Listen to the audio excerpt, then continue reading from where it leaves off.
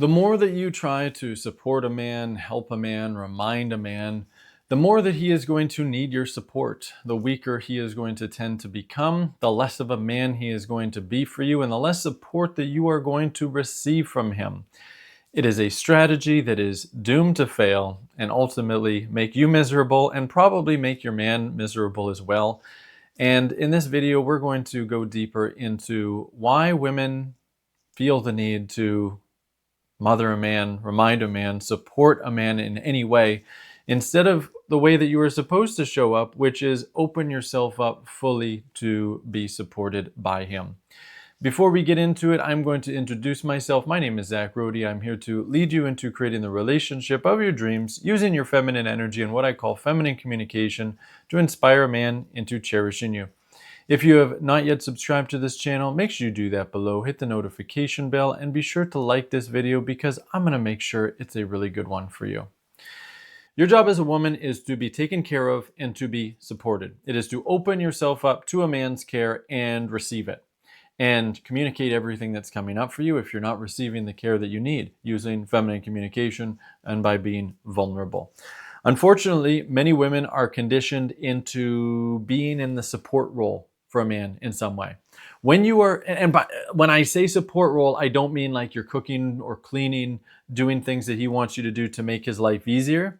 I'm talking about you're anticipating his needs. You're trying to support him by figuring out what he needs and giving it to him. Like giving him reminders, for example, giving him advice, unsolicited advice, giving him emotional support in some kind of way.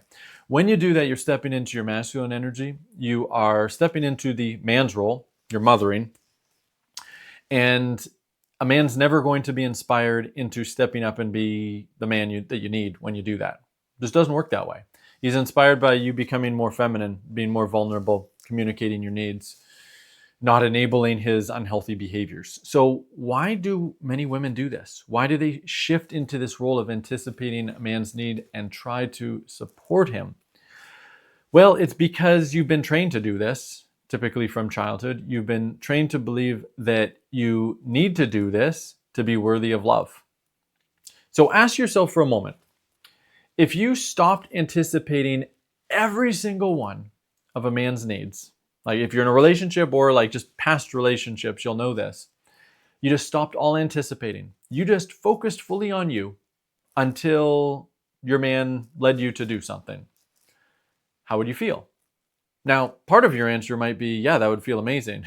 Just be able to let go of so much. But for a lot of women, it's not so easy. By doing that, you'll actually start to feel some level of anxiety doing that because you feel like you're supposed to. You'll judge yourself that like I'm selfish in some way. I'm not being a good wife or a good woman, a good girlfriend if I am not supporting my man, if I'm not anticipating his needs. Because you believe that so much of your value as a woman stems through being in this role, being in this supportive kind of role for a man. And you also believe that you are not worthy of just being taken care of. And this is like a cultural thing. Like women are culturally conditioned to really believe this.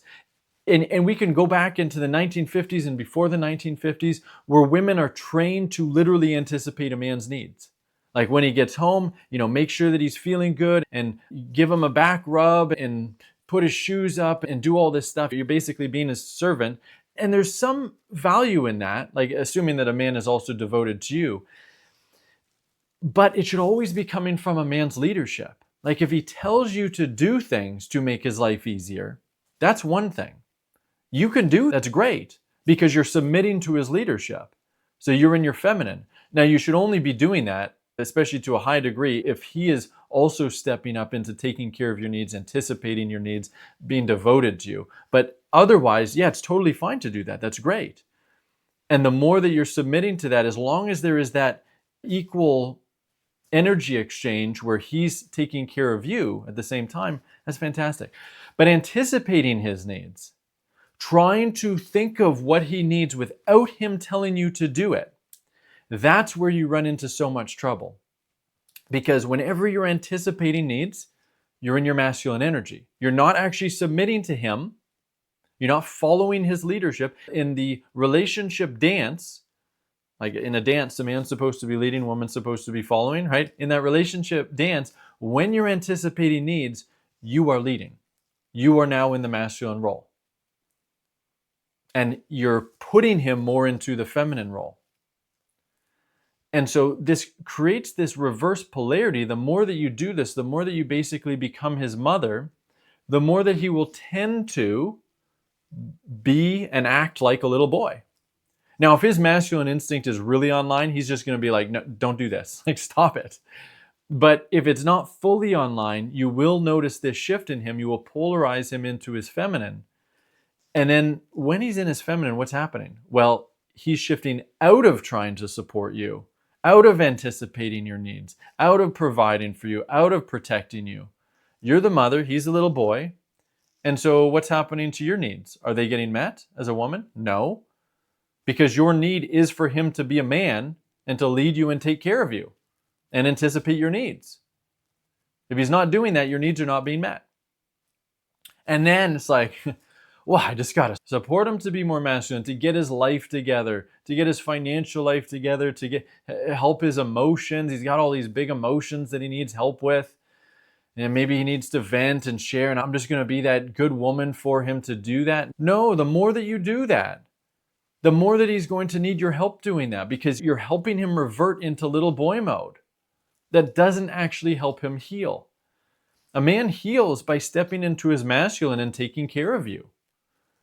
In my relationship, so much of why I've become a better man, like I've healed so much wounding, so much shame about myself and about my role by stepping up and leading more and more. The more that my wife just leans back, communicates her needs vulnerably, it allows me to step up. Now, of course, I should be stepping up regardless, and I do step up regardless, but it makes it easier the more that she's shifting into her feminine to do that.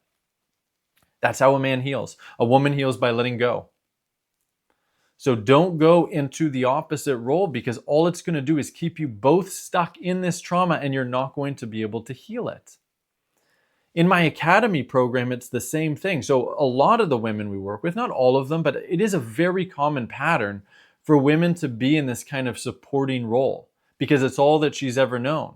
And then what shifts by working with us is they realize, okay, no, I do not need to be in that role. Like, they consciously now understand it, which is important in itself. So they stop enabling a man's unhealthy behavior, or future men, if they're dating men. And then in addition to that, and this is a very important piece, they use feminine communication to communicate what's coming up when they feel compelled into that role, right? Because a man who's not fully in his masculine will often compel a woman into that role by complaining to her, or not just stepping up and leading, not proactively leading, taking charge, not being consistent and needing reminders, right? And this is one of the things that I still work on with my wife. It's like, sometimes I don't remember things. I'm so focused on the future and the big picture stuff I need to do that I forget some of the smaller little picture things, and I forget stuff. And then my wife will sometimes slip into reminding me, and then I will have to tell her, stop reminding me. I need to figure this stuff out on my own and make these mistakes. And so, like, that would be an example of me kind of compelling her into that mothering mode, right? Because I'm sometimes forgetful. I'm not perfect. I've been practicing polarity for 6 years, and I am still not perfect at it, but I try to be. I'm working at becoming more and more perfect all the time for her, because I care about her, and for myself. So my poor memory, we'll call it poor memory or lack of focus, compels her more into that supportive role. And this will happen for women all the time, right? Whether it's needing reminders, like by being forgetful, or having emotional issues, right? A woman's going to sense when a man has emotional stuff going on, when he doesn't fully have his life together, when he's feeling lots of stuff, and that compels her more into that mothering mode, if that is her typical default state. Now, what we teach our women clients is, when you feel that compelled feeling, don't do that. Don't enable his stuff. But you are feeling feelings, right? And one of the big ones is probably going to be anxiety in those cases. There might be something else, but anxiety, irritation, frustration, those kind of feelings. And what a woman actually has to do, what our clients do, is they go to the man for help and ask for help with what she's feeling. because now she's getting the help that she needs to not go into that unhealthy pattern. And the man is actually getting feedback without her trying to give him feedback about how his unhealthy behavior is emotionally impacting her, so that he can start to see himself more clearly and grow up. So, for example, with the reminding thing, when I know, oh yeah, like I forgot that stuff again, I need to get my calendar sorted out. I need to be more focused in the real world here, in the here and now, and not focus 10 years into the future. And then I start growing because of that, right? So when my wife, especially when my wife comes to me vulnerably and shares like she's feeling some anxiety because I'm not doing a good enough job to remember stuff, all the things that need to happen in a certain day, or planning out our week or whatever. It's like, yeah, I don't want my wife to feel this anxiety. I got to man up. I got to figure this stuff out. And so that's one of the things that we're teaching our clients to do with feminine communication, so that you're not stuck and they're not stuck trying to deal with all these big feelings on their own. No, they're just coming to their man for help. And it's the act of coming to the man for help that actually, without the intention of it being, it's not for this intention, but the man now actually has this opportunity to grow up too, because the woman is coming to him for help. And it's magic the way that works. And by the way, if you're interested in getting this support in the Academy, I'd love to speak with you. The way that you're going to get on a call with me, discovery call, is to go below this video, open up the description, click on relationshipyourdreams.com, watch the video on that page, and then book a call with me. We'll talk about exactly what's going on in your love life, and we'll find out together whether we can help you in our program to help you make these shifts and create the relationship of your dreams. And so you understand, the relationship of your dreams, it can seem like such a far-fetched reality for so many women, right? If you are stuck in this behavior pattern of anticipating a man's needs, of being the one that's more in the supporting role, you're going to feel so exhausted all the time. You're going to feel tired. You're going to feel uncherished. You're not being cherished, and you're going to feel bad because of it. You're going to feel sad, maybe some shame, anxiety, exhaustion. And this reality that I am painting for you can seem so far-fetched. A reality where you're being fully taken care of, where he's stepping up and fully being the man for you and supporting you, and all you have to do is just go up to him and share what's coming up for you, and he's gonna want to take care of you more. Like, you've been living this inverted life with past men or with your current men, but I'm telling you, you have the power to change all of this. But you need to understand what you're doing to co-create these situations. You need to understand that it is often, unfortunately, it's your big heart that's doing this, right? You have a big heart, you care, you want to make things better, you want to be a better woman, but you're going about it all the wrong way. The best way that you can actually care for a man is to stop trying to support him, stop trying to anticipate his needs, and start focusing on you and your needs, because that's what's going to inspire him to be his absolute best for you. That's what works. That is his masculine instinct, and it's the only thing that's ever going to really work. It might seem selfish at first, but I promise you it's not, because in a true polarized relationship, yes, he is taking care of you in all these kind of ways in a masculine way, and you're still taking care of him, but it's in this beautiful feminine way. Whether that's cooking, making the home look nice for him, learning to be really respectful and reverential for him. There's other, this is what lights him up. This is what inspires him to be his best. You are supporting him, but without the masculine energy that comes with it. Yes, you are making his life easier. Yes, you are being his helpmate, but not by leading, not by anticipating, not with masculine energy, with your feminine energy, which is where you are supposed to be. That's your natural default state.